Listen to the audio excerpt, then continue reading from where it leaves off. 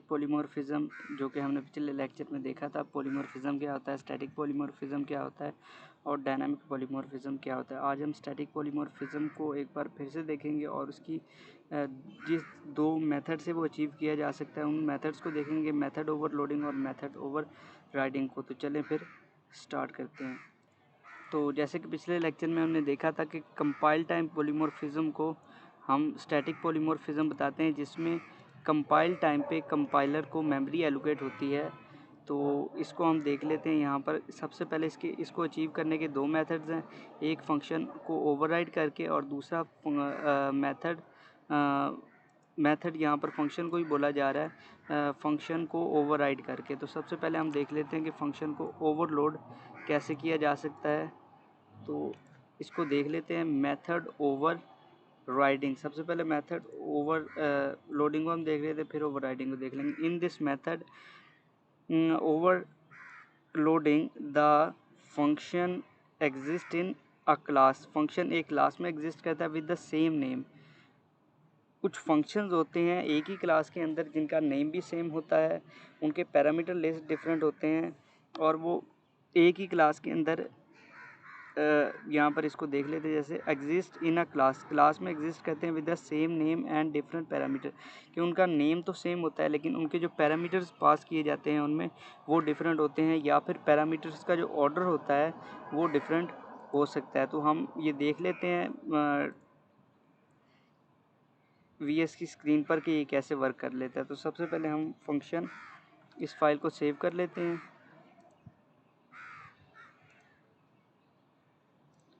Save as कर लेते हैं। इसको मैंने सेव कर दिया। अब स्टार्ट करते हैं। Hash include IO stream using name space std, और उसके बाद क्लास यहाँ पर एक बना लेते हैं, क्लास, और उसका नाम रख देते हैं बेस। और बेस क्लास में हम एक या सम नाम से क्लास हम यहाँ पर बना लेते हैं और उसका एडिशन करवा लेंगे। तो यहाँ पर दो फंक्शन बना देते हैं, इंट सम, और यहाँ पर उसके पैरामीटर्स दो होंगे। यहाँ पर हम दो पैरामीटर्स ले लेते हैं, इंट ए और इंट बी। यहाँ से ये दो पैरामीटर्स ले लिए और इसके अंदर हम सी आउट करवा देते हैं, सी आउट ए प्लस बी जो है हमारे पास इक्वल हैं ए प्लस बी के।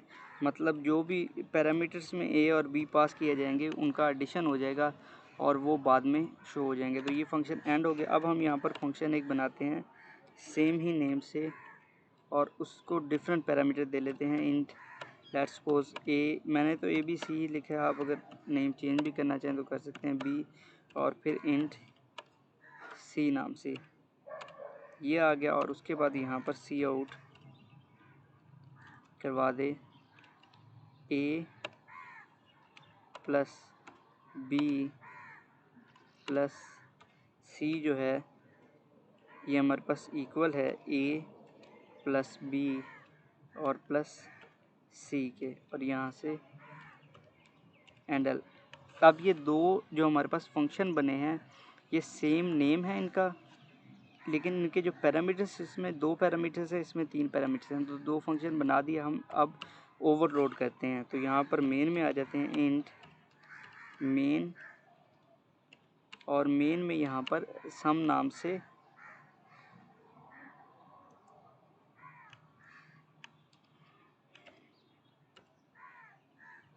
ऑब्जेक्ट बना देते हैं और उसका नाम दे देते हैं OBJ का, और OBJ डॉट यहाँ पर ही पैरामीटर्स हमने पास करने थे, पैरामीटराइज है। तो यहाँ पर अब पास करते हैं 10, 34 और 70, ये हमने पास कर दी, और रिटर्न 0 रिटर्न 0। अब देखते हैं इसकी आउटपुट क्या आती है।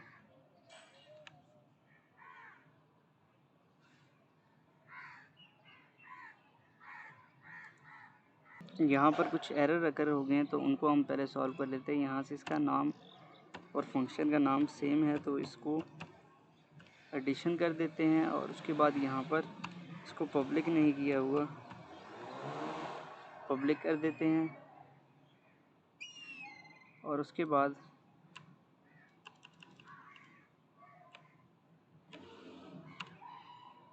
ऑब्जेक्ट से डॉट सम, और यहाँ पर आप पैरामीटर्स पास करेंगे। इसमें पैरामीटर्स पास करेंगे तो यहाँ से मैं 12 और 98 पास कर देता हूँ कि वो फंक्शन कॉल हो जिसमें 2 पैरामीटर्स हमने पास किए थे। तो देखते हैं आउटपुट। तो यहाँ पर इसकी आउटपुट आ गई है ए बी इज़ इक्वल 68 के। तो ये ठीक नज़र नहीं आ रहा, थोड़ा सा इसको यहाँ पर अगर इक्वल का साइन डाल दें तो फिर ये ठीक नज़र आएगा। अब a plus b is equal to 68। अभी यहाँ पर अगर हमें 3, यहाँ पर एक एडिशन से ही ऑब्जेक्ट और बना देते हैं। एडिशन है क्लास, और यहाँ पर OB2 नाम से बना देते हैं, और वहाँ पर 3 पैरामीटर्स पिछले ऑब्जेक्ट से भी कर सकते हैं और नए ऑब्जेक्ट से भी उसको कॉल कर सकते हैं। और सम के अंदर हम यहाँ पर लेके आएंगे 3 पैरामीटर, तो 13 और 90, इन तीनों को लेके आएंगे। आप पैरामीटर लिस्ट हमने चेंज कर दी है। पैरामीटर लिस्ट चेंज करने के बाद यहाँ पर a plus B C is equal to 181, ये इसकी आउटपुट आ गई। इस तरीके से हम फंक्शन को ओवरलोड कर सकते हैं। आप देखते हैं कि फंक्शन ओवर राइडिंग क्या होती है। In function overriding the function exist in derived and base both class, कि फंक्शन जो होता है वो ड्राइव में भी सेम होता है और बेस में भी सेम होता है with the same name return type and parameter. पीछे तो हमने देखा था कि पैरामीटर डिफरेंट हो जाते हैं, जिससे कंपाइलर को पता चल जाता है कि कौन से फंक्शन को कॉल करना है। लेकिन यहाँ पर फंक्शन ओवर राइडिंग के अंदर ये होगा कि जो फंक्शन होगा वो सेम नेम होंगे उसके पैरामीटर, और रिटर्न टाइप भी उसकी सेम ही होगी। तो इस तरीके से फंक्शन ओवरलोड होगा। तो ये इसके लिए भी एक फंक्शन यहाँ पर कोड कर लेते हैं। इसके लिए हमें 2 क्लासेस की ज़रूरत पड़ेगी। यहाँ पर तो एक क्लास से काम चल गया था, यहाँ पर बेस के अलावा ड्राइव क्लास की भी ज़रूरत पड़ेगी। एक एडिशन की क्लास हमने बनाई है, इसको बेस का नाम दे देते हैं और नीचे वाले को चाइल्ड का दे देंगे। यहाँ पर पब्लिक में बेस, और यहाँ पर डिस्प्ले का एक फंक्शन बना देते हैं वॉइड डिस्प्ले नाम से, और वहाँ पर हम डिस्प्ले कर देंगे cout function of base class के। ये बेस क्लास का फंक्शन है, और यहाँ पर हैंडल। अब ये क्लास ख़त्म कर देते हैं, यहाँ पर ही ये क्लास पहले ही ख़त्म हुई है। अब यहाँ पर एक और क्लास बनाते हैं क्लास चाइल्ड नाम से, और उसको डिफ़ाइन करते हैं।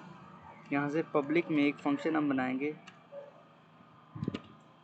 जिसका नाम भी वॉइड डिस्प्ले होगा। तो बेसिकली होगा क्या, फंक्शन जब ओवरराइड होगा तो वो फंक्शन को जब हम कॉल करेंगे तो वो चाइल्ड क्लास का जो फंक्शन होगा वो कॉल हो जाएगा, और बेस क्लास का फंक्शन क्योंकि ओवरराइड हो चुका है तो वो डिस्प्ले हमें नहीं करेगा जब हम ऑब्जेक्ट बनाएंगे। वैसे तो हमारा यही रूल है कि जब हम चाइल्ड क्लास का ऑब्जेक्ट बनाते हैं तो बेस क्लास का भी इनहेरिट हो जाता है, लेकिन फंक्शन ओवरराइडिंग में ऐसा नहीं होता, और वो फंक्शन ओवरराइड हो जाता है जो same name same return type से होता है, और चाइल्ड क्लास का ही फंक्शन हमें शो होता है। तो ये भी आउटपुट आएगी तो आपको समझ आ जाएगी। तो ये चाइल्ड क्लास शो करे। अब यहाँ पर ऑब्जेक्ट बनाते हैं, तो ऑब्जेक्ट हमने किसका बनाना है, चाइल्ड का, CHILD, ये चाइल्ड, और चाइल्ड में हम OBJ नाम से ही बना देते हैं और यहाँ से OBJ डॉट डिस्प्ले इसको कॉल करेंगे। तो बेसिकली होना तो ये चाहिए कि इनहेरिटेंस हो और इसका पहले इसका फंक्शन कॉल हो जाए, लेकिन होगा क्या,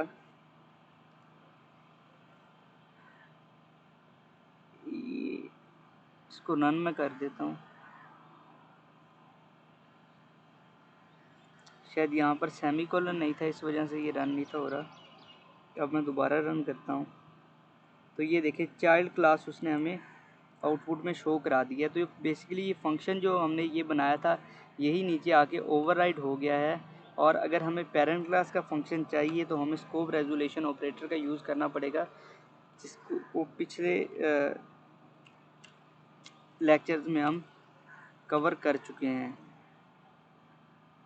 तो यहाँ पर बेसिकली ये फंक्शन ओवरराइड हो चुका है और बेस क्लास का फंक्शन कॉल नहीं होगा, चाइल्ड क्लास का फंक्शन डायरेक्ट कॉल होगा। और अगर हमें या बेस क्लास का ही फंक्शन चाहिए तो या तो हमें वर्चुअल फंक्शंस का यूज़ करना पड़ेगा, जिनको हम आगे जाके देखेंगे, तो या फिर स्कोप रेजोल्यूशन ऑपरेटर का यूज़ करना पड़ेगा, जिसको हम पीछे कवर कर चुके हैं।